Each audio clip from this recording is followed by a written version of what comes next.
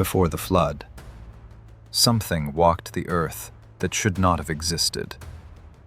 The Bible mentions them only briefly, just a few lines, but those lines describe a mystery that has disturbed readers for centuries.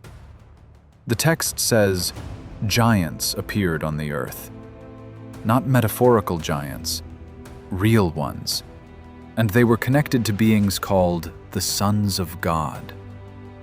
What comes next is deeply unsettling, because if the text is taken literally, humanity was not alone.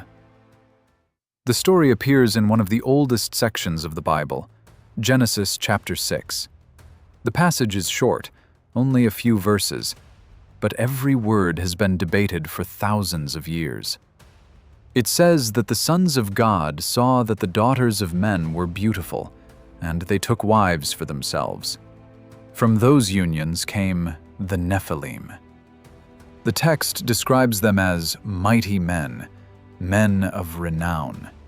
But the Hebrew word Nephilim carries a darker meaning. Many scholars translate it as the fallen ones, and others interpret it as beings of enormous stature, giants. The Bible does not explain exactly what they were, but the next lines suggest something had gone terribly wrong in the world. The phrase sons of God appears in several places in ancient scripture. In the book of Job, it clearly refers to heavenly beings, members of the divine court, not humans.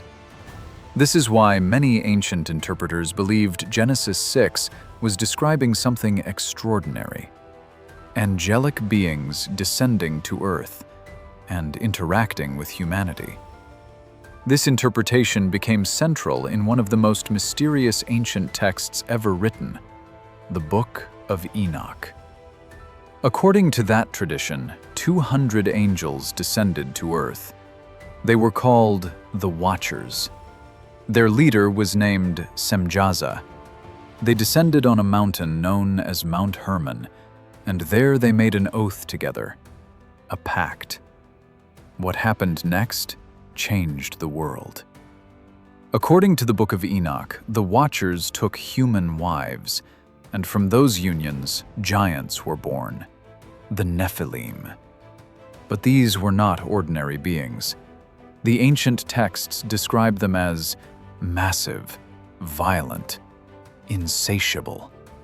Their size alone terrified those who saw them, but what followed was even worse.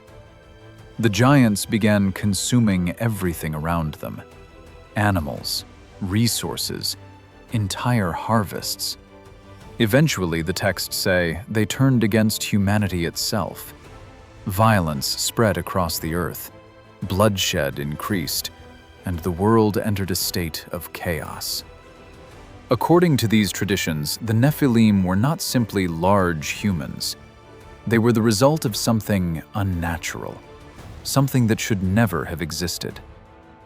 The Book of Enoch also claims the Watchers taught humanity forbidden knowledge, things humans were not meant to possess: weapons, metallurgy, enchantments, astrology, secrets of the heavens. Some traditions even claim they revealed ways to manipulate nature itself. The ancient world suddenly possessed knowledge far beyond what earlier generations had known. But this knowledge came with a cost. It amplified violence, corruption, and ambition. The world became darker, more dangerous, more unstable. According to the ancient texts, the presence of the Nephilim and the knowledge of the Watchers pushed humanity toward collapse. This is where the story connects directly with one of the most famous events in the Bible, the flood. Genesis says that the wickedness of humanity had become great upon the earth. Every intention of the human heart was continually evil. But ancient interpretations suggest something deeper. The corruption was not only moral, it was structural. Humanity itself had been altered. The Nephilim were spreading across the earth. Violence had become the norm, and the world was spiraling into chaos. According to these interpretations, the flood was not simply a punishment, it was a reset, a way to remove the giants and restore balance to creation.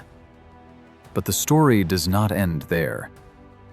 According to the Book of Enoch, the Watchers were judged for what they had done. Their rebellion could not be ignored. They had abandoned their place in the heavens. They had corrupted humanity, and they had unleashed the giants upon the earth. The punishment was severe.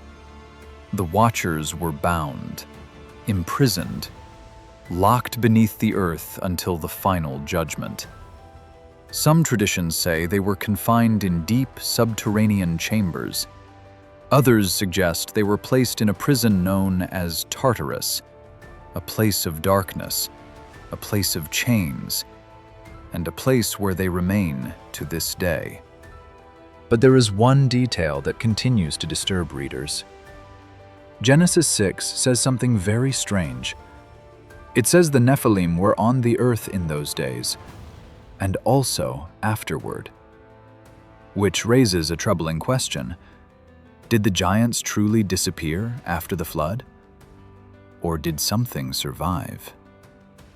If you want to understand what happened to the Watchers after their fall, watch the video appearing on your screen now. Because according to ancient texts, their story did not end with the flood.